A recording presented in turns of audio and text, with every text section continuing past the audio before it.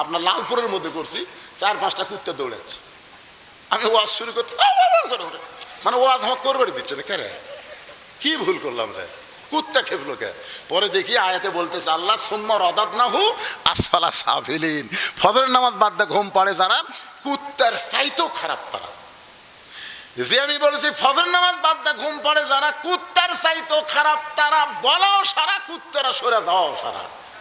কুত্তে বুঝে দিল আমাকে চাইতে ওরা খারাপ।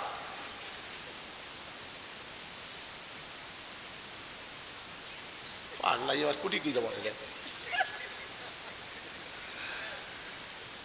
আজকের এই ওয়াজ শোনার পরে যুবকেরা যদি খেপে কয় ফজর বাদ দিব না রে, ঠান্ডার মধ্যে যে আজান শুনছে কম্বল মারছে রাত্রি, একবারে যে ঠান্ডা বাজে উজু করে মসজিদে রওনা দেয়, ফেরেশতা বলে আল্লাহ যে যুবক শীতের দিনে ল্যাপ তুষকের মহব্বত বাদ দেয় ফজর নামাজ পড়তে মসজিদে যায়, আর রেজাল্ট কি?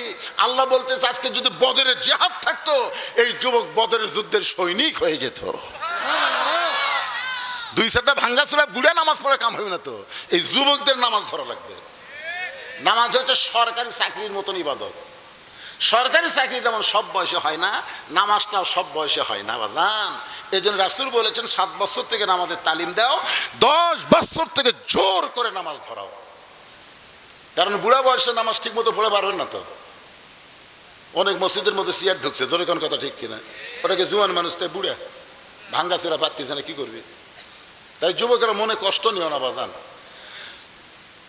আজ থেকে মনোযোগ দিয়ে কথাগুলো শুনে খেয়াল করবা আমলের নিয়তে। এতদিন রাখাল নামাজ পড়েছে বারান্দায়, কিন্তু আজকে নামাজ পড়বে সামনে কাতারে। এখন সামনে কাতারে নামাজ পড়বার গেলে মসজিদের ভিতরে ঢোকা লাগবে। মসজিদের মধ্যে ঢোকার নিয়ম আছে না নাই? ডান পায়ে একই দোয়া। আওয়ামী লীগ বলতেছে আল্লাহুম্মা আফতাহ লি আবওয়াব রাহমাতিক, বিএনপি বলতেছে আল্লাহুম্মা আফতাহ লি আবওয়াব রাহমাতিক, জামাতকে আল্লাহুম্মা আফতাহ লি আবওয়াব রাহমাতিক। সবাই ডান পায়ে ঢুকতেছে। ফেরেশতা কয় আল্লাহ কি দেখতেছি, সব যে একই নিয়মে ঢুকতেছে। আল্লাহ কয় আমার ঘরের মধ্যে কোনো নিয়ম চলবি না, একটাই নিয়ম, আল্লাহর নিয়ম। জোরে কোন কথা ঠিক কিনা? ঢুকে দেখে ভাই ইমাম সাহেবের মায়ের অসুখ। ইমাম সাহেব মাওকে নিয়ে হাসপাতাল গেছে। এখন আওয়ামী লীগ, বিএনপি, জামাত ইসলাম, জাতীয় পার্টি কে রে হুজুর নাই, নামাজ পড়াবি কে? জামাত ইসলাম আওয়ামী লীগের নেতা বলতেছে ভাই আপনি যান। তাহলে ভাই রে আমরা খালি মাঝে মধ্যে ঢুকি ভাই, কিন্তু ওই জায়গাতে আমরা জীবনেও যাই না ভাই। বিএনপি বলতেছে ভাই তাহলে আপনি যান। এই পাগলা সামনে যা, দেরি করিস কে, নামাজের সময় হয়ে গেছে। তাই ভাই এই কিসের জামাত, এই মসজিদের মধ্যে কিসের আওয়ামী লীগ, কিসের বিএনপি, কিসের জামাত? আমরা সবাই ভাই ভাই একসাথে কাতার সোজা করতে চাই। ধরে কোন কথা ঠিক কিনা? ফেরেশতাকে আল্লাহ রে বেড়া হলো 14 দল 20 দল, আর তোমার ঘরের মধ্যে এক কাতার। আল্লাহ বলে আমার আইন যখন সবাই মানবে তখন কোনো দলাদলি থাকবে না, সব মুসলমান এক দল হয়ে যাবে। ধরে কোন কথা ঠিক কিনা? আল্লাহ কেন বললেন ওয়াতাসিমু বিহাবলিল্লাহি জামিআ ওয়া লা তাফাররাকু? তোমরা এত দলাদলি করো না, তোমাদেরকে এক কাতার হওয়া লাগবে। হুকুম কার? এতদিন রাখাল নামাজ পড়ছে বারান্দায়, কিন্তু আজকে নামাজ পড়বে সামনে কাতারে। ডান পায়ে দোয়াটা পড়ে মসজিদের মধ্যে ঢুকে সামনে যাওয়ার চাই। প্রত্যেকটা সাহাবী নড়ে সরে রাখালকে যাওয়ার রাস্তা করে দেয়। রাখাল কয় আল্লাহ রে বারান্দার থেকে কি ভাবছিলাম রে, ভিতরে দামি দামি, কিন্তু ভিতরে ঢুকে দেখতেছে হামুজা এরাও দেয়। কি মনে করছেন? এসপি সাহেব সামনে কাতারে, আর একটা মুসল্লি লাগবে, তাছাড়া কাতার পুরে হচ্ছে না। এসপি খালি পিছনের দিকে তাকাই করে, একটা কেউ নাই। তাকাই থেকে দরজা চৌকিদার খাড়া হয়ে আছে। এসপি দেখতেছে আয়। চৌকিদার বলে না স্যার আপনি এসপি, আমি চৌকিদার। আরে পাগলা ওটা বাইরের কথা, ভিতরে আয় তো দেখাচ্ছি আয়। এসপি যখন বলতে ভিতরে ঢুকে পিছনে খাড়া আছে, তোকে পিছনে থাকিস কে ভাই? ভাই কাছে আর কাছে খাড়া হয়, আমার গোড়ালির সাথে গোড়ালি মিল কর। হ্যাঁটাংসা হলে কিন্তু জামাতের একটা সব পাওয়া যাবে না, গোড়ালির সাথে গোড়ালি মিল করা লাগবে। চৌকিদার বলতে স্যার আমার পায়ের গোড়া ফাটা, আপনি তেলতেলা স্যার, যদি ঘর্ষণ লাগে। এই পাগলা পরে কি হবি সেটা পরের চিন্তা, আগে খাড়া হয়। চৌকিদার আল্লাহ রে এটা কি নিয়ম রে? দুই পায়ের গোড়ালি এক হয়ে যায়, ভিতরে যখন ঢুকবেন তখন আর কোনো চিন্তা নাই। ফর্সার কাছে কালো, কালোর কাছে ফর্সা, নেতার কাছে চামচা, চামচার কাছে নেতা, ধনীর কাছে গরিব। জোরে বলেন ঠিক কিনা? এসপির কাছে চকিদার, কাতার সোজা হয়ে গেল। রাখাল সামনে কাতারে গিয়ে মেহরাব বরাবর, সামনে কাতারে মেহরাব বরাবর ফজরের 2 রাকাত সুন্নত আছে না নাই? রাখাল 2 রাকাত সুন্নত পড়ে চুপটি করে বসে আছে। আজকে প্রাণ ভরে হযরত উমর দেখ মরে এখানে আমার সামনেই রে, মশানে আলাদা। এমন সময় একজন সাহাবী মসজিদের মধ্যে ঢুইকা থেকে জায়গা দখল। যেই সাহাবী মসজিদের মধ্যে ঢুকে দেখতেছে, এই সাহাবীর নাম হলো ওসমান গনি। জোরে বলেন নাম কি? ওসমান গনি। কয় আমার জায়গায় কে বসে আছে? আপনারা বলবেন হুজুর মসজিদের জায়গা শুধু একজনই নির্দিষ্ট, যিনি ইমাম। তো ইমাম তো উমর, তাহলে ওসমান গনির জায়গা নির্দিষ্ট হলো কেমনে? ওসমান গনি যে বলতেছে আমার জায়গায় কে বসে আছে, এটা আল্লাহ রাসূল করে দিয়ে গেছে। আল্লাহ রাসূল বলেছেন আমি যতদিন ইমামতি করব, আমি বরাবর যিনি পিছনে দাঁড়াবে তার নাম হলো আবু বকর। আবু বকর যখন ইমাম হবে, আবু বকর বরাবর যিনি দাঁড়াবে তার নাম হলো উমর। উমর যখন ইমাম হবে, উমর বরাবর যিনি পিছনে দাঁড়াবে তার নাম হলো ওসমান। ওসমান যখন ইমাম হবে, ওসমান বরাবর পিছনে যিনি দাঁড়াবে তার নাম হলো আলী। আলী যখন ইমামতি করবে, আলী বরাবর। এই বরাবর বলার পরে নবী কারোর নাম বলে না। সাহাবা বল 3 বার কেন তাকাচ্ছে? কোনোদিন দেখেনি তো, ভালো করে দেখতেছি কে রে এ মালটা, কে এরকম করে। দ্বিতীয়বার তৃতীয়বার যেই তাকাচ্ছে, এই মিয়া বারবার আমার দিকে কি দেখিস মিয়া? ওসমান গনির ভয় ঠেলায় খাড়া হয়ে গেছে। কে রে? খালি 3 বার তাকাছি, এত গরম। মূর্খ লোকের দিকে আপনি যদি বারবার তাকান কিন্তু খেপে যাবি। তোর কোন কথা ঠিক কিনা? ভুল করাও যান, ভ্যানালার দিকে 2 বার তাকান না। আমি একবার তাকাছি, হুজুর মোশন হচ্ছে নাকি? না রে ভাই, চেনা চেনা লাগতেছে। ভালো মতো তাকা থাকেন, বারবার তাকান কে? ওসমান গনি লাফ দিয়ে উঠছে, উঠে বলতেছে ভাইজান কোনোদিন তোমাকে সামনে কাতারে দেখে নাই, আজকে প্রথম দেখতেছি, এই জন্য 3 বার তাকাইছি। এত গরম কেন? তোমার পরিচয় কি? বলে আমার পরিচয় হলো আমি একজন রাখাল। যেই বলছে রাখাল, ওসমান গনি মুচকি মুচকি হাসতেছে। মুচকি মুচকি হাসার কারণ হলো রাখাল যারা হবে তাদের ভাষা নরম হলে হবে না, রাখালের ভাষা একটু গরম থাকা লাগবে। আপনি ছাগল গরু নিয়ে মাঠে গেছেন, ঘাস খাওয়া বাদ দিয়ে গরু যদি আবাদের দিকে যায়, আপনি যদি বলেন বাবা গরু, বাবা গরু ওদিকে যাস না বাবা, ওদিকে আবাদ আছে ময়না, যাস না রে, ও শুনবি।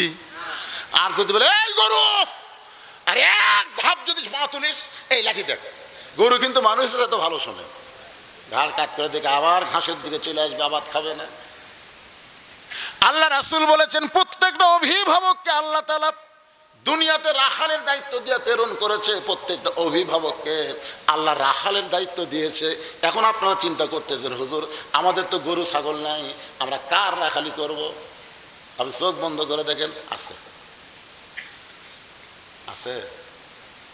এটা রূপক অর্থে আমি বলতেছি, রূপক। আপনার বাড়িতে 42 বছর একটা গাভী আছে, গাভীর বয়স হলো 42। এই গাভীটা হলো আপনার বউ। আমি কিন্তু বলেছি রূপক অর্থে, হাসাও চলবে না। আপনার বাড়িতে 22 বছর একটা আড়িয়া গরু আছে, আড়িয়া। এই আড়িয়া হলো আপনার বেটা। আপনার বাড়িতে 17 বছর একটা বকনা আছে, এই বকনা হলো আপনার মেয়ে। আপনি বলেন তো আপনার গাভী, আপনার আড়িয়া, আপনার বকনার উপরে আপনার রাখালি করার দায়িত্ব আছে না নাই? এক কথা কোন আছে না নাই? গাভী মানে আপনার বউ, আপনি রাখালি করবেন। জোহরের নামাজ পড়ে আপনি ভাত খাবার গেছেন, 3 তরকারিতে ভাত দিছে, আল্লাহুম্মা বারিক লানা ফিমা রাযাকতানা ওয়া কিনা আযাবান্নার দোয়া পড়ে বিসমিল্লাহ বলে যেই খাবার যাচ্ছেন, আপনার বিবেক বলতেছে কে রে রাখাল, এই তোর বউ যে তোর তরকারি ভালো পাক করে খাবার দিল আর তুই বিসমিল্লাহকে সমানে খাস, রাখালি করবো না? তখন বলতেছে কে গো বিবি, তুমি তো এত কষ্ট করে আমাকে ভাত খাবার দিলে, তুমি নামাজ পড়ছে? বউ বলতেছে আমি গোসলই করিনি। তখন আপনি কি ভাত খাবেন? ভাত যদি খান আল্লাহর কোরআনের আয়াত আপনার অমান্য হবে। আল্লাহ বলেছেন কু আনফুসাকুম ওয়া আহলিকুম নার, জাহান্নামের আগুন থেকে বাঁচতে গেলে তুই একলা স্বামী বাঁচলে হবে না, তোর আহাল পরিবার নিয়ে বাঁচা লাগবে। জোরে কোন কথা ঠিক কিনা? গোসল কর, নামাজ পড়। যতক্ষণ গোসল করে নামাজ না পড়বো ততক্ষণ আমি ভাত খাবো না। বউ ভয়ের চোটে গোসল করে নামাজ পড়ে আসে, যখন আপনাকে আবার ভাত দিচ্ছে, মুখ একটু ভার করে আছে, বুঝছেন না আপনি যে রাখালি করছেন, তখন আপনি বলবেন হুন্না লিবাসুল্লাকুম ও আনতুম লিবাসুল্লাহুন্না। আল্লাহ বলেছেন স্বামী হলো বিবির পোশাক, বিবি হলো স্বামীর পোশাক, আমরা দুইজনে এক থালিত খাবো। আজকে তোমাকে ভাত তুলে খেলাবো ময়না টিয়া সোনার পাখি। বইয়ের মান ভাঙাতে রাগ ভাঙাতে যা করা লাগে, রাখালি করে নামাজ পড়াছেন, সমস্যা কি? এখন আপনি এক থালিত দিয়ে, আল্লাহর কোরআনে বলেছে স্বামী হলো বিবির পোশাক, বিবি হলো স্বামীর পোশাক, তাহলে এক থালিত খাওয়া যাবে না? আজকে বউকে আপনি তুলে তুলে খাওয়ান, বউকে আমি কি করবো, তুমি কাটা বেঁচে যাও আর আমি তোমাকে খিলাই, কেন একলা খাওয়ালে খিলাইলে হবে না, আপনাকেও খাওয়া লাগবে। ওরে মহব্বত রে, দুইজন যখন খায় ফেরেশতাকে আল্লাহ এই দুই স্বামী স্ত্রীর খবর কি? আল্লাহ বলে দুটাই একসাথে জান্নাতি। জোরে কোন সুবহানাল্লাহ। এশার নামাজ পড়ে আপনি বাড়ি ঢুকলেন, আপনি একটা মুসলমান, আপনার বাড়ির থেকে হরি হরি হরি হরি লোল করে, আমি মুসলমান, আমার বাড়িতে হিন্দুর পূজার বাদ্য বাজে কেন? ঘরের মধ্যে ঢুকে দেখেন আপনার গাভী স্টার জলসা দেখতেছে। ওই সময় আপনি কি রাখালি করবেন? ওই সময় যা বলবেন, দেখি তো আমিও দেখি, তুমিও দেখো। তুই জানিস যে দেশের চ্যানেল দেখতেছিস, ওই ভারত 400 বছরের পুরাতন বাবরি মসজিদ ভাঙ্গা ওই জায়গায় রাম মন্দির বানাচ্ছে রে। ভারতের মন্দির বানানোর বহু জায়গা আছে, কিন্তু সেই জায়গা না বানায় মসজিদ ভাঙ্গে ওই জায়গাতে রাম মন্দির বানাচ্ছে। আর সেই ভারতের চ্যানেল দেখিস, তুই কি মুসলমানের বউ না? বউ স্বামী পাও ধরে বলে, ওরা যে আমাকে মসজিদ ভাঙ্গিছে এ কথা আগে কবেন না, আজ থেকে তৌবা করলাম, জি বাংলা স্টার জলসা দেখবো না। ফেরত থেকে আল্লাহ খবর কি বলে, স্বামী স্ত্রীর দুটাই জান্নাতি। আপনি জোহরের নামাজ পড়তে গেলেন, যাওয়ার সময় আপনার ছেলের কোনো খবর করলেন না, কিন্তু ভাত খাওয়ার সময় আপনি ডাকতেছেন, আসো ভাত খাই। ফেরেশতা কয় আল্লাহ এই কত বড় শয়তান, একলা একলা নামাজ পড়লো, বেটাক ডাকলো না, আর ভাত খাওয়ার সময় ডাকতেছে কি? ওই সময় ছেলে আসলে আপনি মাথায় হাত দিয়ে বলবেন, বাবু 7 বছর থেকে নামাজের তালিম দেওয়া, 10 বছর থেকে জোর করে নামাজ ধরান, এই তুই নামাজ পড়িস না কেন? তোর কারণে আমি জাহান্নামে যাব। এমন ভাবে খাওয়ার আগেই সাইজ করা, যখন সকালে ফুল প্যান্ট পরে বাইরে হয়ে, থাম, কি এটা কি পড়ছি, এটা কি রে এত টাইট করে, বাড়িতে কখন আসবো? সন্ধ্যার সময়। তো সন্ধ্যার সময় বাড়িতে আসবো, সকালে ফুল প্যান্ট পরে যাচ্ছিস, পেশাব করবো না? তোকে আব্বা কিভাবে করবো রে শয়তান, এটা পরে তো বসা যাবে না, কিভাবে করবো? তুই মুসলমানের বাচ্চা কুত্তার মতন খাড়া হয়ে পেশাব করবো? তুই জানিস ওই ব্যক্তির কবরে সবচাইতে বেশি আযাব হবে যে পেশাব থেকে পবিত্র হয় না। আমার বেটা হয়ে ঢিলা ঢালা পায়জামার মতন ফুল প্যান্ট পরবি, মুসলমানের বাচ্চা টাকনুর উপরে থাকবে, নাভির উপরে থাকবে। এরকম রাখালি করার দরকার আছে না নাই? রাখালি করবেন ছেলের উপরে, ফজরের সময় ছেলের ঘুম পাড়তে দিবেন না, 3টা পর্যন্ত মেসির খেলা দেখবে, আর ফজরের সময় কুত্তার আমল করবে। এইটা বাবা হয়ে সহ্য করা যাবে না। ধরে বলেন কথা ঠিক কি না? আপনার বাড়িতে 17 বছর একটা বকনা আছে, বকনা মানে কি? মেয়ে। রাখালি করবেন না? আপনাকে রাখালি করে রাখবে আল্লাহর নবী। ঘরের মধ্যে ঢুইকা থাকে 9 বছরের ফাতেমা, হাতের মধ্যে 2টা চুড়ি দিয়ে মুসকি মুসকি হাসতেছে। নবী আর ঘরের মধ্যে থাকলেন না, ঘর থেকে বাইরে গেলেন। ফাতেমা চমকে গেল, যেই বাবা ঘরের মধ্যে ঢুকে আমাকে মা মা বলে আদর করে, সেই বাবা ঘর থেকে কেন বাইরে যায়? বারান্দায় গিয়ে তাকায় দেখে নবীর চোখ দিয়ে দর দর করে পানি পড়তেছে। ফাতেমা বলে, বাবা কি দুঃখ আপনার মনে, এমন করে কেন কাঁদতেছেন? রাসূল বলে, ফাতেমা যে দুনিয়াতে সাজবে মা, আল্লাহ তার আখিরাতের সাজ কমায় দিবে। বলার সঙ্গে সঙ্গে ফাতেমা হাতের 2টা চুড়ি খুলে মাটির ফাইলা দেয়। নবী দৌড়ে গিয়ে চুড়ি 2টা করে জামার পকেটের মধ্যে ঢুকায়। ফাতেমা বলে, বাবা যেই চুড়ি হাতে দেওয়ার কারণে আপনি ঘরে থাকলেন না, বারান্দায় কাঁদলেন, সেই চুড়ি ফাইলা দিলাম, কেন পকেটের মধ্যে ঢুকালে? রাসূল বলে ফাতেমা আয় আয় তুই আমার কাছে আয়। নবী মেয়েকে কাছে নিয়ে বলতেছে মা একদিন তোর কানে কানের দুল পরায় দিব, একদিন তোর নাকে নাকফুল পরায় দিব, একদিন তোর গলাত মালা পরায় দিব। ফাতেমা বলেন বাবা কবে কবে? আল্লাহর নবী বললেন যেদিন তোমার বিবাহ হবে। ও ফাতেমা মেয়েরা কেবলমাত্র এক ব্যক্তির জন্য সাজতে পারবে মা, সেই ব্যক্তি হলো তার স্বামী। স্বামী ছাড়া কোনো পরপুরুষের জন্যে নারীদের সাজা চলবে না। তাহলে আপনার 17 বছরের মেয়ে যে হাইহিল পরে কিলকিল করে গোটা মোর গ্রাম ঘুরতে চায়,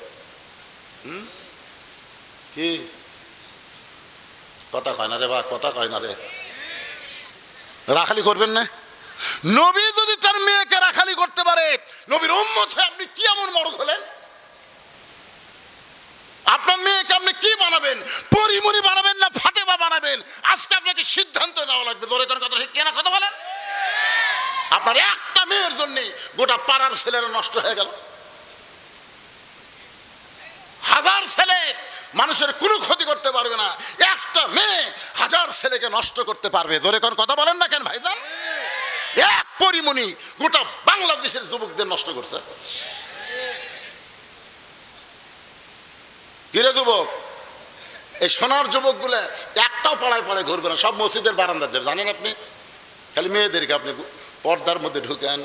আল্লাহ কোরআনে বললেন অকরনা ফি বুয়ুতিকুন্না ওয়ালা তাবাররুজনা তাবাররুজাল জাহিলিয়াতিল উলা। গভীর রাত্রে স্বামীকে বুকের মধ্যে নিয়ে ফাতেমা কাঁদতেছে। আমার মায়েরা যারা পর্দার অন্তরালে একটু মনোযোগ দিয়ে শোনেন। হযরত আলী চমকে বলে ফাতেমা কান্দার কারণ কি? বলে আল্লাহ আমার দোয়া কবুল করেছে। আলী বলে ফাতেমা দোয়া কবুল হলে কান্দো কেন? বলে কি দোয়া কবুল করছে আপনি কি শুনবেন না? আজকে গভীর রাত্রে আল্লাহ আমার মৃত্যু দিবে। যেই বলছে গভীর রাত্রে মৃত্যু হবে, সঙ্গে সঙ্গে হযরত আলী ঘরের মধ্যে পড়ে গেলেন।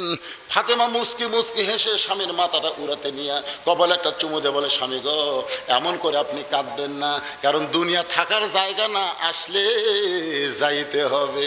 যতই সুন্দর বাড়ি করেন, যতই সুন্দর করে প্রাসাদ নির্মাণ করেন, কিন্তু যেদিন ডাক পড়িবে কবর মাঝে যাইতে জোগাড় কিছু করছো বন্ধু, তার মাঝে বিছাইতে থাকতে পারবেন নাকি? ফাতেমা বলতেছেন দুনিয়া থাকার জায়গায় আসলে যাইতে হবে, আমি মরে যাব। এইটা শোনার পরে এমন করে আপনি কেন কাঁদেন? ওগো স্বামী, আমি মরার পরে আমার 3টা চাওয়া আপনি পুরা করবেন। আলী কান্দের বলে ফাতেমা দুনিয়ার জীবনে গরিব ছিলাম বলে। এ মুরব্বী আবার কি শুরু করলো? এটা কি রে মুরব্বী? না না না দরকার নেই, এত মধ্যে বসেছে, কত এত মাঝখানে ওনাকে বসতে দিচ্ছেন। এরকম মুরব্বীগুলো যদি মাঝে মধ্যে ওঠে তো কাম তো সারা না। ওনাকে হয়তো হাজত বোঝেন না। হ্যাঁ ঠিক আছে, একটা কাজে এই সময় কেউ ওঠে নাকি? খুব বিপদে আছে। শোনেন ভাইজান শোনেন, একটা কথা বলি। আপনারা রাত 9টার সময় যখন ঘুমাতে যান, আপনারা কি পেশাব সহকারে বিছনাথ যান না পেশাব থুয়া যান? বাইরে থুয়া যান না? বাথরুমে পেশাব টেশাব করে, যে পেশাবের কারণে আমার আরামের ঘুমটা যেন নষ্ট না হয়, এই জন্য একেবারে যেভাবে করা দরকার করিয়া তারপরে বিছনাথ ঘুমাতে যান। আপনি ঘুমের দাম বুঝলেন ভাই, কিন্তু আল্লাহর কোরআনের দাম বুঝলেন না।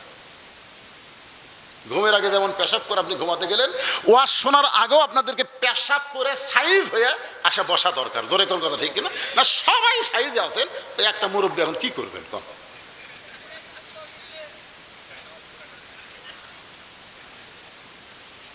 মাশাআল্লাহ, আল্লাহ এই কোরআনের ওসিলায় পেশাব জাতীয় যত বেধি আছে সমস্ত বেধি থেকে আল্লাহ আমাদেরকে হেফাজত করুক। জোরে কোন আমিন। আর কিছু সময় থাকা যাবে না? যাবে না ভাইজান? কেবল মায়ের ওয়াজ করতেছি, ওরা মন খারাপ করবে, হুজুর তো আমাকে ওয়াজই করলো না। কয় ঘন্টা সেটা পরে হবে। এখন চিন্তা করেন, আলী কান্দার বলে ফাতেমা দুনিয়ার জীবনে গরিব ছিলাম বলে তুমি কিছুই চাইলা না, মরার সময় তুমি কি চাইবা ফাতেমা? বলে 1 নম্বর চাওয়া হলো আমাকে রাতের অন্ধকারেই দাফন করবেন। আমি রাতের অন্ধকারে মৃত্যুবরণ করব, দিনের বেলা দাফন করলে আমার পর্দার খেলাফ হবে। আমার 2 নম্বর চাওয়া হলো, আমার জন্য কোনো জানাজার ব্যবস্থা করবেন না, আমার জন্য কোনো জানাজার ব্যবস্থা করবেন না। আলী বলে, ফাতেমা তুমি নবীর কলিজার টুকরা, তোমার খবর শুনলে হাজার হাজার মানুষ জানাজায় সামিল হবে। ফাতেমা বললেন, কোনো লাভ নেই। হাজার হাজারকে 1 কোটি মানুষ যদি বলে ফাতেমা ভালো, আপনি যদি বলেন ভালো না, কোনো লাভ নেই। আর দুনিয়ার তামাম মানুষ যদি বলে ফাতেমা ভালো, ফাতেমা খারাপ, আর আপনি যদি বলেন আমার বউ ফাতেমা ভালো, শুধু স্বামী ভালো বলার কারণে ফাতেমার জন্য আল্লাহ 8টা জান্নাতের দরজা খুলে দিল।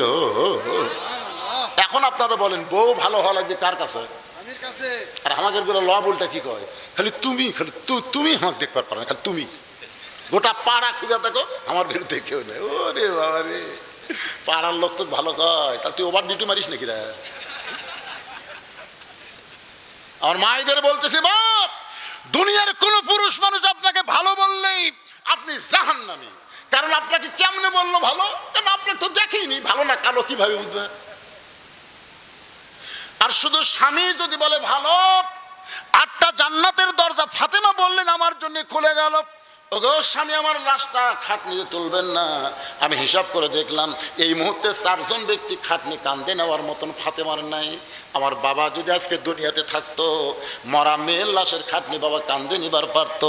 কিন্তু 6 মাস আগে আমার বাবা দুনিয়া থেকে বিদায় নিয়েছে। আমার হাসান হোসেন এত ছোট, মায়ের লাশের খাটনি কান্দে নিবার পারবে না। আমি দেখলাম শুধু আপনি আমার লাশটা কান্দে করে নিয়া ওই জান্নাতুল বাগের পূর্ব কোণায় সবুজ রঙের একটা বাতি জ্বলবে, ওই বাতি বরাবর আমাকে দাফন করবেন। আমার কবর খুঁড়তে যদি আপনার কষ্ট হয়, আপনার একান্ত বন্ধু কেউ যদি থাকে দুনিয়ায়, তার একটু বলে দেবেন সে যেন আমার কবরটা খনন করে দেয়। আবু যর গিফারির কাছে হযরত আলী যখন হয়ে যাচ্ছে, এমন সময় কবরের মধ্য থেকে এমন একটা ভয়, আবু যর গিফারির কানের মধ্যে আর কবরস্থানে থাকতে পারলেন না। জান্নাতুল বাগিতে আবু যর যখন চলে গেছে, এমন সময় হযরত আলী ফাতেমার লাশটা নেওয়ার জন্য ঘরের মধ্যে ঢুকে দেখে ফাতেমা নিজে নিজে শেষ গোসল করে, নিজে কাফনের কাপড় পরে তার 2টা সন্তানকে ঘুমায়া দিছে। কান্দে করে নিয়ে ওই জান্নাতুল বাগির পূর্ব কোণায় সবুজ রঙের বাতির নিচে ওই ফাতেমাকে দাফন করার পরে হযরত আলী বলতেছে, আল্লাহ, এখনই বাড়ি যাওয়ার পরে আমার হাসান হোসেন চেতন পাবে। আর চেতন পায়ে যদি বলে বাবা মা কোথায়, যেই মা রাত্রেবেলা আমাদের ঘুমাই দিল সেই মা কোথায় গেল? আমি যদি বলি তোমাদের মা মারা গেছে, তাহলে আমার 2টা সন্তান বলবে আল্লাহ ভালো না, 6 মাস আগে নানাক নিল আর 6 মাস পরে আমার মা চলে গেল। কারণ 6 মাস আগে নবী দুনিয়া থেকে বিদায় নেওয়ার পর হাসান হোসেনের চোখের পানি 1 মুহূর্তের জন্য বন্ধ হয় নাই। গোটা মদিনা খোঁজে আর বলে, নানা গো, আমাদের ফাঁকি দিয়ে তুমি কোথায় লুকাইলা? আবু বকর বলেছে, রে নবীর সাহাবীরা, হাসান হোসেন যতদিন নানা নানা বলে কানবে ততদিন খবরদার রওজার খবর দিও না। ওরা 2 ভাই নবীর রওজার পাশে এসে যদি নানা নানা বলে চিৎকার করে, আমি আবু বকর বলতেছি নবীর ঘুম ভেঙে যাবে। কারণ আমাদের নবী মরে নাই রে, আমাদের নবী মরে নাই, আমাদের নবী রওজার মধ্যে ঘুমায় আছে। ইসলামের আলো জ্বলায়া দিয়া নবী ঘুমায়া আসেন সোনার মদিনায়। এই গজলটা গাইলে গুনাহ হবে না? কি করবেন, মরে আসা? তাহলে সবাই জবান খুলে বলেন, ইসলামের পতাকা উড়াইয়া দিয়া নবী শুইয়া আসেন সোনার মদিনায়। আল্লাহ, এখনই যখন বাড়ি যাব, হাসান হোসেন যদি বলে আমাদের মা কোথায়, আমি যদি বলি তোমাদের মা মরে গেছে, ওরা 2 ভাই বলবে মার কবরটা কোন জায়গায়? আমি যদি কবর দেখায় দেই, 2 ভাই কানতে কানতে সকাল হবে, গোপনে রাত্রেবেলা কবর দিয়ে কি লাভ হলো? মদিনার মানুষেরা তো জানতে পারবে হাসান হোসেন কানতেছে, ওইটাই হলো ফাতেমার কবর। আল্লাহ গো, এখন আমি আলী কি করব? আল্লাহ, আমি আলী কি করব? এমন সময় সবুজ রঙের বাতি নিভে যায়, কিছুক্ষণ পরে একটু আলো তো দেখতে পায়। একটাও নতুন কবর নাই, সব পুরাতন কবর। এখনই ফাতেমারে কবর দিলাম, সেই নতুন কবরটা গেল কোন জায়গায়?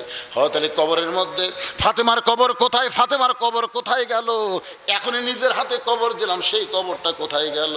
ডাক দে বলে, আলী রে, ফাতেমা পর্দা নিশি, আমি আল্লাহ জহুরা ডিগ্রি দিয়া ফাতেমার কবরটাকে কিয়ামত পর্যন্ত পর্দা করে দিয়েছি। সাইদাতুন নিসায়ে আহলেল জান্নাহ ফাতেমাতুজ জোহরা। মারা শোনেন, ফাতেমার সিগনেচার ছাড়া একটা মেয়েও জান্নাতে যাবার পারবেন না। এটা হাসিনা নামা, এটা জান্নাতি নারীদের নেত্রী হলো ফাতেমা। জোরে কোন কথা বলেন? প্রতিদিন জুম্মার দিনে সানি খুদ্া শোনেন না আপনারা? ইমাম সাহেব বলে না, সাইদাতুন নিসায়ে আহলেল জান্নাহ ফাতেমাতুজ জোহরা। এরা পর্দার মধ্যে থাকেন মা। ফাতেমার সাথে জান্নাতে যাবার গেলে এর চাই তার ওয়াজ নাই। আলহামদুলিল্লাহ, যা হয়েছে। এখন ফিরে আসি আমরা কোন জায়গায়, মনে আছে আপনাদের? শব্দ করল, একটু মনোযোগ দিয়ে শুনবেন। ওসমান গনি চুপ করে বসে বলতে, ভাইজান কোনোদিন আপনাকে সামনে কাতারে দেখে নাই, আজকে প্রথম দেখতেছি। নিয়ত কি? বলে, নিয়ত হলো দেখার জন্য ভাই, বারান্দার পড়ি তো দেখা যায় না, এই জন্য আজকে সামনে কাতারে যাচ্ছি। আজকে দেখা হলেই চলে যাবো, আর আসবো না, কারণ এখানে আসা খুবই কষ্ট। আসলে যারা পিছনে নামাজ পড়ে তারা কিন্তু সামনে যাবার চায় না। জোরে কোন কথা ঠিক না? কারণ এরা হলো ফাঁকি বাস, শেষে এসে আগে যাবে। যদি সামনে কাতারে আটকে দেখেন না, নামাজ শেষ করে তাকায়, দেখেন নিয়ত করছে সব, কতগুলো লোক দেখবেন সালাম ফেরানোর সাথে নিয়ত করছে একেবারে। এই জন্য দুই একটা মসজিদে কাঠে দিয়ে বেনাতে ফট করে মুখের দিয়ে, কেন মুখের আগে দিলি তো বুঝার বেল যে কি দিল, এনা হলো সোত্রা। যারা বারান্দায় নামাজ পড়ে এরা সামনে কাতারে যাবার চায় না। রাখাল বলতেছে, আজকে দেখা হলে চলে যাবো, আর আমি আসবো না, কারণ বারান্দার মধ্যে মজা আছে। ওসমান গনি বলতেছে, ভাইজান আজকে আপনার দেখা হবে, তার গ্যারান্টি কি? আজকে যে আপনি দেখতে পাবেন তার গ্যারান্টি কি? রাখাল বলতেছে, আমার চোখ ভালো আছে। ওসমান বলে, ভাইজান আজকে কয়েক বছর হলে সামনে কাতারে নামাজ পড়ি, এখন পর্যন্ত আমার দেখা হলো না। কয়েক বছর থেকে সামনে কাতারে নামাজ পড়ে এখন পর্যন্ত দেখতে পাইলাম না। রাখাল বলতেছে, আমার দিকে ভালো করে তাকান তো, কয়েক বছর হলে পড়েন এখনো দেখতে পাননি? ওসমান বলে, না ভাই এখনো দেখতে পাইলাম না। রাখাল দেখতে চায় হযরত ওমরকে, আর ওসমান দেখতে আসে নামাজের মালিক আল্লাহকে। এই লোভটা কিন্তু নবী দিছে, এই লোভ আল্লাহ নবী দিছে। আল্লাহ নবী বলেছেন, আসসালাতু মিরাজুল মুমিনিন। আর এক জায়গায় নবী বলেছেন, বুখারী শরীফের প্রথম হাদিস, এখানে প্রথমে হাদিসটা আছে, আনতাবুদুল্লাহ কান্নাকা তারাহু ফাইল্লাম তাকুন তারাহু ফাইন্নাহু ইয়ারাক। আল্লাহ কোরআনে বলেছেন, অসজুদ ওয়াক্তারিব। আল্লাহ রাসূল বলেছেন, কোন বান্দা যখন নামাজে শামিল হবে, ওই বান্দা তখন নামাজের মালিক আল্লাহকেই দেখতে পাবে। আল্লাহকে দেখা যদি সম্ভব না হয়, তাহলে আল্লাহ তাকে দেখতেছে, এই বিশ্বাস তার কলিজার মধ্যে ঢুকে যাবে। জোরে কোন সুবহানাল্লাহ। ওসমান গনি কয়েক বছরের সামনে আসে কাক দেখার জন্য? আরো জোরে। আর রাখাল আইছে আল্লাহওয়ালা হযরত ওমরকে দেখার জন্য। ওসমান গনি বলতেছে, ভাই কয়েক বছরের সামনে কাত নামাজ পড়ে এখন পর্যন্ত দেখা হলো না। রাখাল বলতেছে, আমার হাত ধর, আর হাত ধর, আমি নিজেও দেখবো এবং তোকেও দেখে দেবো। কি রে, দেখা যাবি না মানে? দেখার বাপ যাবি, আমার হাত ধর। ওসমান গনিকে বলতেছে, আমার হাত ধর, আমি নিজেও দেখবো তোমাকেও দেখায় দেব। এমন সময় ওসমান গনির কাছে আল্লাহর কোরআন বলতেছে, ইয়া আইয়ুহাল্লাযীনা আমানুত্তাকুল্লাহা ওয়া কুনু মা'আস সাদিকিন। আয়াতের বাংলা অর্থ জানেন? জীবনদারেরা, আল্লাহর ভয় যদি কলিজার মধ্যে রাখতে চাও, তাহলে সত্যবাদীদের তোমরা সাথী হও, সত্যবাদীদের দল করো, সত্যবাদীকে সমর্থন করো। বাংলাদেশে সত্যবাদী আছে না নাই? জনগণ আছে না নাই? যারা মানুষের কথা বলে না, আল্লাহর কোরআনের কথা বলে, তাদের সঙ্গে থাকার কথা আল্লাহ বলেছেন, অকুনু মা'আস সাদিকিন। কোরআন শরীফ তেলাওয়াত করে সবাই কি বলে? সাদাকাল্লাহ। সাদাক বলে কি বলে না? সাদাকাল্লাহ মানে কি? এর চাইতে সত্য আর কি হতে পারে? ওসমান গনি রাখালের হাতটা ধরে বসে আছেন। মনের মধ্যে বড় আশা, নিজের যোগ্যতাই দেখতে পাইনি, কিন্তু এমন একজন আল্লাহওয়ালা পাইছি যে নিজেও দেখবে এবং আমাকেও দেখায় দিবে, এই বিশ্বাস করে রাখালের হাতটা ধরে বসে আছেন। কিছুক্ষণ পরে যখন জামাতের সময় হয়েছে, এমন সময় মুয়াজ্জিন আকামত শুরু করেছে। মুয়াজ্জিন যেই মাত্র আকামত শুরু করেছে, এমন সময় হযরত উমর মেহরাবের মধ্যে ঢুকছে। আকামত দেওয়া মাত্রে হযরত ওমর মেহরাবের মধ্যে ঢুকলো। আপনারা বলেন তো কোন দিক দিয়ে ঢুকছে? আমাদের বাংলাদেশে ইমাম ঢোকে মসজিদের দরজা দিয়ে, আর কোরআন দিয়ে যখন বাংলাদেশ চলবে তখন দরজা দিয়ে ইমাম ঢোকা লাগবে না, কারণ ইমাম হবে এমপি, ইমাম হবে মন্ত্রী, ইমাম হবে চেয়ারম্যান, ইমাম হবে মেম্বার। মানে প্রত্যেকটা নেতাকে ইমামতি করে তারপরে ভোট চাওয়া লাগবে। জনগণ বলবি আপনি তো ইলেকশনে আসতেছেন, ভাই কোন মসজিদের ইমাম? আমি তো ইমামতি করি না। এটা আল্লাহর কোরআন যখন চালু হবে তখনকার কথা বলতেছি, এখনকার কথা না। আর চেয়ারম্যান সাহেব মন খারাপ করলে হবে না, তো তখনকার কথা বলতেছি। আমাকে আশা আছে না, দরকার আছে না। হ্যাঁ, মেহরাব বরাবর ছোট্ট একটা দরজা থাকবে, ওই দরজা দিয়ে হযরত ওমর মেহরাবের মধ্যে ঢুকছে। রাখাল খালি বলতেছে, কে রে? এটাই তো আমাকে উমর দেখার কথা কইল রে। তো যেই মাত্র রাখাল মুয়াজ্জিন বলেছে কদ কামাতিস সালাহ, কদ কামাতিস সালাহ, সঙ্গে সঙ্গে রাখাল আল্লাহু আকবার। ওসমান গনি রাখালের হাত ছাড়াই দিয়ে বলতেছে, কে রে ভাই কি হলো? ইমাম সাহেব ভুল করলে মানুষ লোকমা দেয়, এখন আকামতই শেষ হয় নাই আর তুমি আল্লাহু আকবার লোকমা দিলে। রাখাল বলে, এই জন্যই তো তুই কানা, এই জন্যই দেখতে পারে, সে দেখতে পারিস না। আমি কি জন্য লোকমা দিলাম মিয়া তুই জানিস না?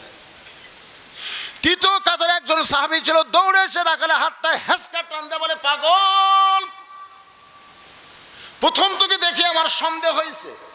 এই পাগল, এতক্ষণ হাত ধরে যেই মানুষটা তোর সঙ্গে ছিল ওই মহামানবকে তুই চিনিস? রাখাল বলতে, আমি ভিতরের কাউরে চিনি না, আমি বারান্দাত নামাজ পড়ি, ভিতরে কাউরে তো আমি চিনি না।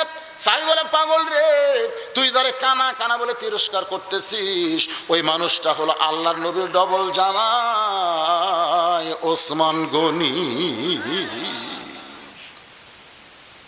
নবীর ডবল জামাই কি গনি? ওসমান গনি। গনি মানে ধনী। কোরআনে আল্লাহ বলেছে, আল্লাহ গানিয়ুন ও আনতুমুল ফুকারা। রাসূল বলেছেন, ইল্লা ওসমানও গানিয়ুন। নবী একদিন বললেন, ওসমান, আল্লাহ তোমাকে কত সম্পদ দিছে, তুমি কি তার হিসাব জানো? ওসমান বলি, ইয়া রাসূলুল্লাহ, একটা হিসাব আমার কাছে আছে, সেটা হলো আমার যত সম্পদ আছে সমস্ত সম্পদ যে গুদামে রাখি, ওই গুদামে তালা দিয়ে চাবি টানতে একটা উট হিমশিম খায়। আমার কথা কি বুঝতে পারছেন? তো সুবহানাল্লাহ করলেন না কেন? মানে তালা দিয়ে, তালার যে চাবি, চাবি এই চাবি টানতে একটা উট হিমশিম খায়। তালা দেওয়ার পরে চাবি টানতে উট কখনো ক্লান্ত হয়ে পড়ে যায়।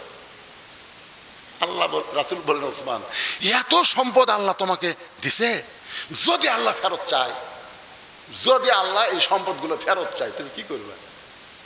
ওসমান দৌড়ে গিয়ে উটের রশি ধরে নবীর হাতে দিয়ে বললেন, ইয়া রাসূলুল্লাহ, খালি সম্পদ না, উটটাও আল্লাহ দিয়ে দিলাম। নবী কয়, ওসমান, সবই যদি আল্লাহ দাও তোমার থাকলো কি? ওসমান বলে বলতেছে, আমার যা আছে, আমার ডান পাশে আল্লাহ, বাম পাশে মুহাম্মদ রাসূলুল্লাহ, এই দুইটা থাকলে আমার আর কোনো কিছুর দরকার নেই। সঙ্গে সঙ্গে নবী আসমানে তাকায় বলে, আল্লাহ আল্লাহ। চাহিদা মাত্র ওসমান তার বাহককে সব ফেরত দিল। এখন আমি নবী কি করব? আল্লাহ বলতেছে, কোন টেনশন করেন না, আমার গানি ডিগ্রি আমি ওসমানকে দিয়ে দিলাম।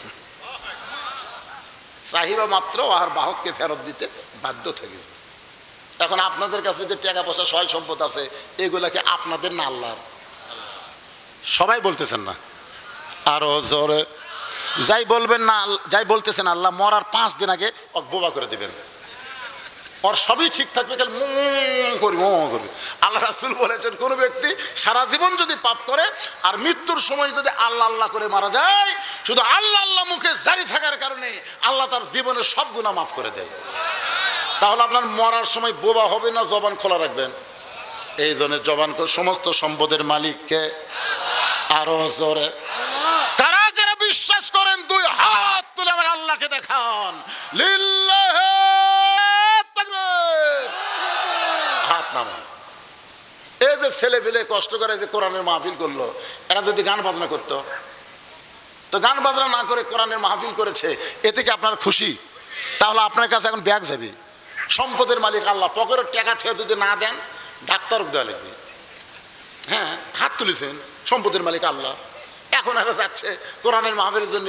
আপনি কি 20টা টাকাও দিতে পারবেন না? আপনি কি 10টা টাকাও দিতে পারবেন না? কিঞ্চিত হলেও দিবেন রে, দান বাক্স ঠেলা মারবেন না। অনেক লোক পকেটে টাকা থাকে, 500 আছে, 200 আছে, 100 আছে, 10 টাকা নেই। মারে ঠেলা, 2 জন পার হয়ে যায়। ওরা 2 জনকে আল্লাহ তো গ্রহণ করুক রে, তোর হাতত বল আছে। কান্দের ফেরেশতাকে আল্লাহ এই পকেট ভরা টাকা থেকে তোমার দান বাক্স ঠেলা মারলো, এর কান্দ আমি থাকবো না, লেখমো কি? লেখমো কি? এই শয়তানের কি লেখমো? পকেট ভরার টাকা থেকে মসজিদে দান বাক্স ঠেলা মারে, এরা মানুষ। আপনার কাছে যখন ব্যাগ যাবে, পকেটের টাকা আছে, যদি আপনি না দেন ফেরেশতারা কিন্তু লজ্জিত হবে। কি লেখমো রে? এই পকেটের টাকা থেকে ব্যাগ ফেরত দিল, কে রে ব্যাগ আলা ফাটি কুটি রে?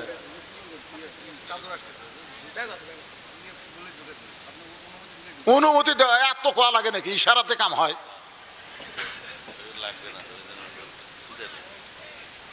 হেরে যুবকেরা,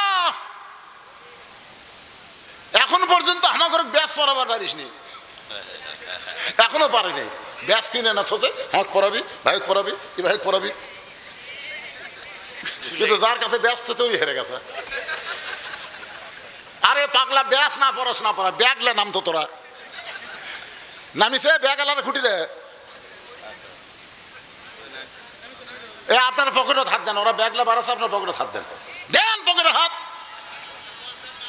কিসের ওয়াজ বাদ? ওয়াজ বাদ দেওয়ার কোনো গল্প হচ্ছে এটি?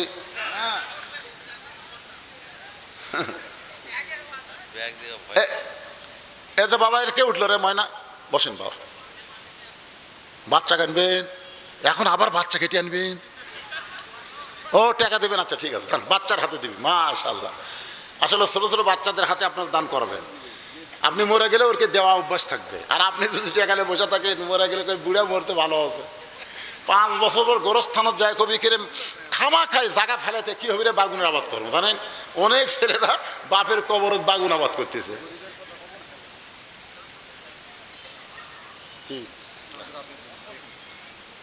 তোমরা আদায় করবে না? কুটি করতেছে, দেখা যাচ্ছে না তো। আচ্ছা, এই দিক থেকে আরেকজন নাম লিখিয়ে হয়।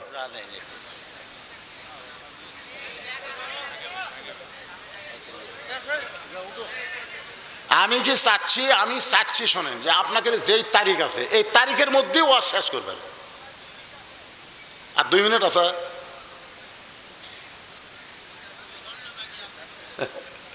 ওয়াজ বাকি আছে, বাকি ওয়াজতে যাবো না, কারণ আগামীকাল পর্যন্ত আমার কোনো গ্যারান্টি নাই। তো থুয়া যাবো কেন ভাই? জান, এরকম বলতে পারবো না যে আগামী বছর আবার দাওয়াত দেবো, এরকম বলার সাহস আমার নাই। এখান থেকে বাড়ি যাওয়ার পারবো কিনা তারই গ্যারান্টি নেই। জোরে কোন কথা ঠিক কিনা? এই ধরনের চিন্তাই আমার মাথার নেই। হ্যাঁ ভাইজান, দেন। সব ছেলের যারা ডান্স আপনার কাছে ঘুরতেছে একটু দেন। এরা আসলে একজন, এই সাইডে মাত্র একজন দেখা। আচ্ছা, এইদিকে একজন ধরো বাবা, ধরো ময়নারা, ধরো ধরো। তোমাকে শপিং ব্যাগের অভাব পড়ছে কেন? এত ব্যাগ বাড়ি। একটু জিকির করেন, লা ইলাহা ইল্লাল্লাহ, লা ইলাহা ইল্লাল্লাহ। আমার মায়েদের মধ্যে গেলে কিন্তু আজকে অনেক টাকা আদায় হবে। আমি মা ফাতেমার ওয়াজ করেছি, মেয়েদের মন গলে গেছে। মায়েদের মধ্যে গেলে মায়েরাও দিবে। এখন ওদের মধ্যে এখানে আদায় করার লোক নাই, ওটি কি আছে? মেয়েরা আছে, ওটি মেয়েরাই, ওটি যাবি মানে? পুরুষের মধ্যে, মেয়েদের মধ্যে শুধু 2 ধরনের মানুষ যাওয়ার পরে, একটা হলো ছোট বাচ্চা, তাই কিছুই বোঝে না, ওই মেয়েদের মধ্যে আদায় করতে পারবে। আর যার কোনো কিছু তার মনে হয় না, এই 2টি ছাড়া মেয়েদের মধ্যে ঢোকার কোনো পারমিশন নাই। হ্যাঁ, আর মেয়েরাই যদি মেয়েদের মধ্যে আদায় করে, মাশাআল্লাহ, তার তো কোনো টেনশনই নেই। দেন সবাই, দেন না কেন? দেন দেন, দিয়ে দেন আল্লাহর হস্তে। দেওয়া শেষ হলে আবার ওয়াজ শুরু হবে ইনশাআল্লাহ। সাইড দিয়ে রাস্তা নিয়েন না, বসেন, সবাই বসেন। একটু মহব্বতে জিকির করেন, লা ইলাহা ইল্লাল্লাহ, লা ইলাহা ইল্লাল্লাহ, লা ইলাহা ইল্লাল্লাহ, লা ইলাহা ইল্লাল্লাহ, লা ইলাহা ইল্লাল্লাহ লা ইলাহা ইল্লাল্লাহ লা ইলাহা লা ইলাহা ইল্লাল্লাহু মুহাম্মাদুর রাসূলুল্লাহ সাল্লাল্লাহু আলাইহি সাল্লাম। যুবকদের এক যুবক বলেছে, হুজুর এই মাহফিলের জন্য আমরাই যুবকেরা প্রায় 50,000 মতন টাকা দিয়েছি, আর যারা প্রবাসে আছে বিদেশে আছে তাদের বিশাল একটা অঙ্ক এখানে বাজেট করা হয়েছে। ভাইজান ছোট্ট একটা বাচ্চা, তোমার আব্বাই গেছিল নাকি তোমার লিভার? মাশাআল্লাহ মাশাআল্লাহ, ছোট্ট মানুষের হাতে 500 টাকা এই কোরআনের মাহফিলে করলো দান।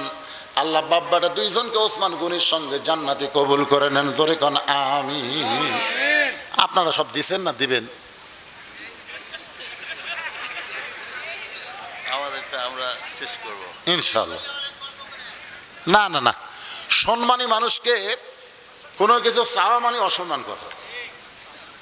দান হচ্ছে অন্তর থেকে ভাই, দান এরা সাদা না, দেওয়া লাগবে রে ফুটেস, ওটি কিন্তু টাকা ঠিকই দেয়, দেখ না ভাই? দান না দিলে বিপদ আছে ভাই। সবচাইতে বড় বিপদ হলো আল বাখিলু লা ইয়াদখুলুল জান্নাহ, যারা বকিল এরা জান্নাতে যাবে না। বকিল কারা? পকেটের টাকা থেকেও এই কোরআনের মাহফিলে একটা টাকাও যারা দিলেন না এরাই তো বকিলের মধ্যে পড়ে গেলেন। হ্যাঁ, আরে পাগলা, আমাকে তোমাকে মধ্যে সামিল করবে চাচ্ছা? তাহলে আমাকে দাওয়াত দিবার যাও, তোমরা আমাকে দাওয়াত দিবার যাও বাবা। বদর রশিদ এক সময় সামান্য একটা কাপড়ের দোকানদার ছিল, এখন 250 শতক জায়গার উপর মসজিদ মাদ্রাসা এতিমখানা নির্মাণ করলো। এই বছর আবার আল্লামা সাইদি হুজুরের নামে একটা কনফারেন্স হল নির্মাণ করা হয়েছে। এই সম্পূর্ণ টাকা হলো ওয়াজের পর আপনার যে টাকা দেন সেই টাকা। পৃথিবীর কারো কাছ থেকে 1 টাকাও দান সাদকা নেওয়া হয় না, 1টা টাকাও। সম্পূর্ণ টাকা হলে ওয়াজ করার টাকা। চিন্তা করছেন? 17 বছর আমার ওয়াজের 17 বছর আপনারা আমাকে ফাঁকি দিয়েছেন। এই ফাঁকি বাংলার কোনো বক্তা পড়েনি। ওপরে 100 টাকা, ভিতরে খালি 10 টাকা। এটা মোটা করে হাতের মধ্যে দিছে, হুজুর গোনা জায়েজ নেই, পকেটে থোছে। বাড়ির যা দিকে 550 টাকা। কি ফাঁকি দেননি? দেননি, বহু ফাঁকি দিয়েছেন। 2007 সালে আমার সাংঘিকের সেক্রেটারি যখন অ্যাক্সিডেন্ট হয়ে মারা গেল, সেদিন আমারও মরার কথা, আমি ছিলাম সামনে, ও পিছনে, ওই মারা গেল। আমি হাসপাতালে গেলাম, আল্লাহ আমাকে বাঁচালো। সেই দিন বললাম, আল্লাহ আমি যদি আজকে মরে যেতাম তাহলে আমিও ফুরে যেতাম। তখন তো ইউটিউব ফেসবুক ছিল না। এখন মরে গেল 2-4 বছর, 5-10 বছর আমার ওয়াজ আপনারা পাবেন, তোর এখন কথা ঠিক কিনা? কিন্তু ওই সময় মরলে তো কিছুই নাই, ইউটিউব নাই, ফেসবুক নাই, ওয়াজ খালি মুখে মুখে শোনে, কোনো রেকর্ড নাই। আল্লাহর কাছে বললাম, আল্লাহ আজ থেকে নিয়ত করলাম ওয়াজ করে যত টাকা কামাই হবে টাকা দিয়ে মসজিদ মাদ্রাসা এতিমখানা নির্মাণ করব। প্রথম 12 শতক জায়গার থেকে এখন 250 শতক জায়গা হচ্ছে। কোটি কোটি টাকা খরচ করে মসজিদ মাদ্রাসা এতিমখানা নির্মাণ করা হলো। এই টাকা কি আমার বাপের টাকা? এটা আপনাকেরই টাকা। তা আপনাদের টাকা যদি আগামীকাল হয় 2 তারিখ বেতন দেওয়ার দিন, আগামীকালই বেতন দেওয়ার দিন, আমার বাবুজিটা শুরু করে কারি সাহেব, হাফেজ সাহেব, মুফতি সাহেব, মৌলানা সাহেব, সবগুলো সাহেবকে আগামীকাল বেতন দেওয়া লাগবে। এই বেতন আজকে আপনারা যে টাকা দেবেন সেই টাকা দেবো। তা আমার দান করা হচ্ছে না পাগলা? এতগুলো এতিমকে লালন পালন করতেছি, আমার ছেলে নাই, কিন্তু ওখানে যায় দেখেন আব্বা বলার লোকও কম নাই। আবার এটি আপনারা আমার থেকে টাকা চাচ্ছেন কেবারে? কি আমার বিপদ! লিল্লাহে তাকবীর। আল্লাহর বান্দারা একটু মনোযোগ দেবেন। সাহি বলতে যে পাগল, যেই লোকটা তোর হাত ধরে এতক্ষণ দাঁড়িয়েছিল, নবীর ডবল জামাই ওসমান গনি, এইটা শোনার পরে, এইটা শোনার সাথে সাথে রাখাল ছোট বাচ্চার মতন হাউমাউ করে কাঁদতেছে। এই জন্যে বারান্দার তামাজ পড়ি, এই জন্যে ভিতরে ঢোকার সাহস পাই না। নবীর দামি দামি সাহাবের মধ্যে আমি একটা রাখাল কেমনি ঢুকবো? কিন্তু ওই প্রতীক আমার সর্বনাশ করছে। ওটা ওটা ওই আমারে কলো, উমরকে যদি দেখতে চাও সামনে কাতারে নামাজ পড়ো। আমার সারা জীবনের সাধনা হযরত ওমরকে আমি এক নজর দেখতে চাই। শুধু হযরত ওমরকে দেখতে এসে আমি যদি মেহরাবের মধ্যে প্রতীককে দেখতে পাই, তাহলে তোমরাই বলো লোকমা দেওয়া ছাড়া তোমার উপায় নাই। আমি আল্লাহু আকবার লোকমা দিয়া ওই প্রতীককে মেহরাব থেকে সরায় দিব। ওই জায়গায় হযরত ওমরকে আমি এক নজর দেখতে চাই। হাজার হাজার সাহাবীরা কাঁদতেছে। মসজিদের সমস্ত সাহাবীরা যখন কান্দে, রাখাল চিল্লায় বলে আল্লাহ বারান্দায় নামাজ পড়া ভালো, এই ভিতরে কান্দা কান্দি কেন শুরু হয়ে গেল? ওসমান বলে রাখাল ভাই, ভিতরে কান্দার কারণ হলো তুমি যারা পথিক পথিক বলতেছো তিনি হলেন হযরত ওমর। গাছের গোড়া কাটলে গাছটা যেমন ঠাস করে পড়ে যায়, রাখাল মেহের মধ্যে তেমনি পড়ে কাটা মুরগির মতন ছটফট করতেছে। কাটা মুরগির মতন ছটফট করে বলে আমিরুল মুমিনিন, আমি আপনাকে তওবা পড়াইছি, আমি আপনাকে মুনাফিক কইছি, আমি আপনাকে ভণ্ড কইছি, অধম রাখালকে আপনি কিছুই বললেন না।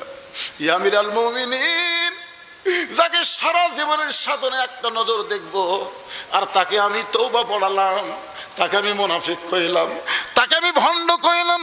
সঙ্গে সঙ্গে হযরত ওমর ওই পড়ে যাওয়া রাখালকে এক টানে বুকের মধ্যে চাইপা ধরে রাখালের কপালে একটা চুমা খায়। সাহাবীরা বলে আমিরুল মুমিনিন, যে লোকটা বলতেছে আপনাকে তওবা পড়াইছে, আপনাকে মুনাফিক কইছে, ভণ্ড কইছে, আপনি তারে শাস্তি না দিয়া বুকের মধ্যে নিয়ে কপালে চুমা খান। ওমর বলে সাহাবীরা রে, রাখালের এত কিছু হজম করার পিছনে কারণ হলো আমি রাখালকে দেখি নাই, রাখালের ভিতর আমার আল্লাহর কোরআন আমি দেখতে পাই। আত্তাকুল্লাহ হাক্কা তুকাতিহি ওয়ালা তামুতুন্না ইল্লা ওয়া আনতুম মুসলিমুন। মুসলমান হয়ে যদি মরতে চাই কোরআনের ওয়াজ শুনলে হবে না, এই কোরআনটা বাস্তব জীবনে আমাদের গ্রহণ করা লাগবে। ধরে কোন ঠিক কি না? মানুষের আইন দিয়ে নয়, আল্লাহর আইন দিয়ে আমাদের বাংলাদেশের সমাজ যেন তৈরি হয়। সকলে বলে আল্লাহুম্মা আমিন। ওয়াজ বক্তা করবি অনেক সময় ফজরের নামাজের গ্যারান্টি না দিলে, এই জন্যে আল্লাহ রাসূল বলেছেন এশার নামাজের পরে কোনো গাল গল্প হবে না। আপনারা বিশ্বাস করেন, আমি মাগরিব থেকে যেখানে মাহফিল করলাম এর চাইতে 10 গুণ লোক বেশি। এখানে মিডিয়ার আছে, তোমার গেছিল না? এদেরকে শোনা দেখবেন, সবসময় লোক বেশি হয় কখন? জোহর থেকে আসর দিনের বেলা, আর এখন হচ্ছে মাগরিব থেকে এশা পর্যন্ত, এই সময় লোক বেশি হয়।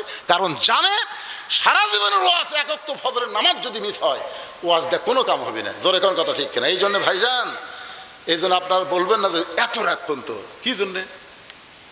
যেটা শুনবার চাচ্ছিলেন, যেটা আল্লাহ জবান দিয়ে বের করেছে, এর উপরে বক্তা শ্রোতা সবাইকে আমল করা তৌফিক যেন আল্লাহ দেয়। সকলে বলে আমিন। আস্তাগফিরুল্লাহ রব্বি মিন কুল্লি জামমি ওয়া তুলাম তাবারাকতা ইয়া যাল জালালি ওয়াল ইকরাম। আয় আল্লাহ তাআলা, মাগরিবের নামাজের পর থেকে রাত প্রায় 12:15 বাজতেছে, এই দীর্ঘ সময় পর্যন্ত তোমার পাগল বান্দা বান্দিরা আরবের বাড়ি ঘুমকে বাদ দিয়া